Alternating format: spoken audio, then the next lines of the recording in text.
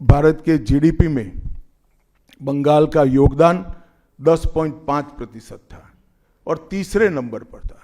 GDP में योगदान की दृष्टि से हमारा बंगाल तीसरे नंबर पर था।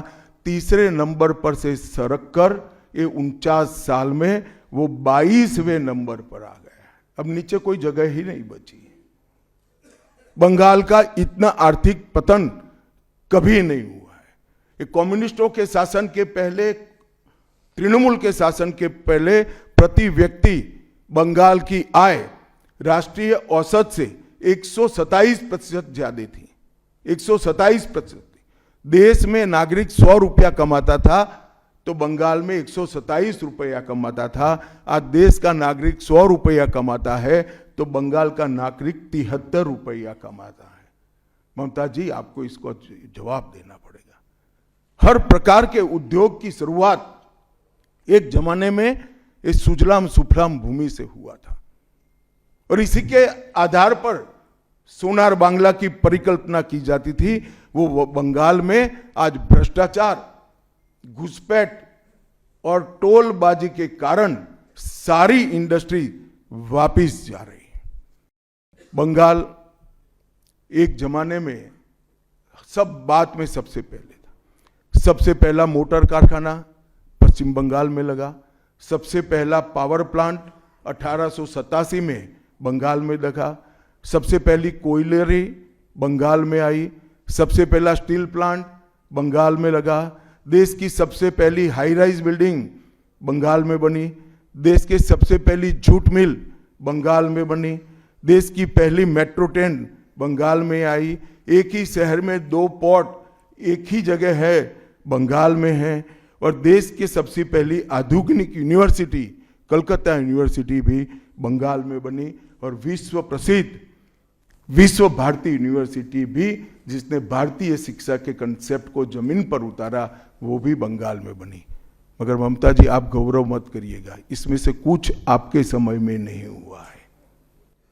ये जो करने वाले थे उनके पूरे रिदम को, इनकी लय को, बंगाल की विकास की गति को तोड़ने का आप काम करें। बंगाल आज इंडस्ट्रियल रूप से कंप्लीटली बर्बाद हो चुका है और ये आपके शासन में ही हुआ है। आधा अधूरा तो कम्युनिस्ट बेचारे कर गए थे, आपने तो पूरा ही समाप्त कर दिया। सिंडिकेट राज, तालेबाजी, शत्रुतापूर्ण माहौल, इसके कारण 2011 से 25 के बीच में 7000 से ज्यादा कंपनियां बंगाल छोड़कर बंगाल के बाहर चली गई। मित्रों, जहां पर भी बंगाल में जाते हैं, पूरे बंगाल की जनता घुसपैठियों से त्रस्त है।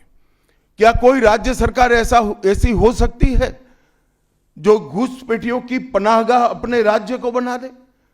राष्ट्रीय सुरक्षा पर एक कितना बड़ा खतरा है। आर्टिकल 370 हटता है, वो विरोध करती है। सीएए लाकर बंगाल के शरणार्थियों को नागरिकता देने का हम कार्यक्रम करते हैं, वो विरोध करती है। और वो ठीकरा फोड़ते हैं कि बीएसएफ है, वो रोक नहीं रही है। ममता जी, मैं आज आपको इस सार्वजनिक प्रेस वार्ता में पूछना चाहता हूं कि कौन सी सरकार है बांग्लादेश की पूरी सीमा पर जो वाड़बंदी करने के लिए, बॉर्डर पर फेंसिंग करने के लिए जमीन नहीं देती है? अगर आप जवाब न दे पाए तो मैं ही देता हूं। आपकी ही सरकार है जो जमीन नहीं देती है, जिसके कारण फेंसिंग का काम समाप्त नहीं होता है। फिर भी भौगोलिक रूप से कठिन सीमा पर से कोई घुस कर आता है तो कहां जाता है? सबसे पहले बंगाल के गांव में जाता है। आपका पटवारी क्या कर रहा है? आपका थाना क्या कर रहा है? क्यों इसको अरेस्ट नहीं किया जाता? क्यों उस पर केस दर्ज नहीं होता? क्यों इसको वापस भेजा नहीं जाता? जवाब है कि आपके पास एक ऐसी मजबूत राष्ट्रीय ग्रिड बनाएंगे जो बंगाल से घुसपैठ को समाप्त कर देंगी। इंसान छोड़ दीजिए, परिंदा भी पैर नहीं मार पाए, इस प्रकार की एक मजबूत ग्रिड की रचना हम करेंगे। और न केवल घुसपैठ रोकेंगे सारे घुसपैठियों को चुन चुन कर भारत के बाहर निकालने का काम भी भारतीय जनता पार्टी की बंगाल सरकार करेगी।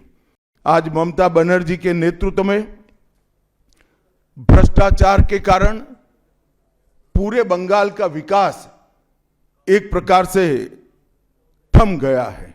रोजवेली चिटफंड घोटाला, कैश फॉर क्वेरी घोटाला, एसएससी घोटाला, नगर पालिका नगर नियम का भर्ती का घोटाला, गाय तस्करी का घोटाला, राशन पीडीएस का घोटाला, मनरेगा का घोटाला, पीएम आवास का घोटाला, इतने सारे घोटाले हैं कि मैं पूरा लिस्ट पढ़ूंगा तो मेरी प्रेस कॉन्फ्रेंस का पूरा हिस्सा ही उसमें चला जाएगा।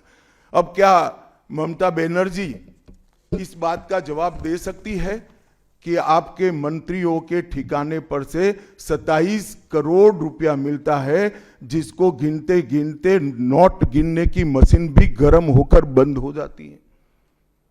बंगाल जैसे गरीब राज्य के अंदर 27 करोड़, 20 करोड़, 15 करोड़ ये राशि मिल रही है, आपकी कोई अकाउंटेबिलिटी नहीं है।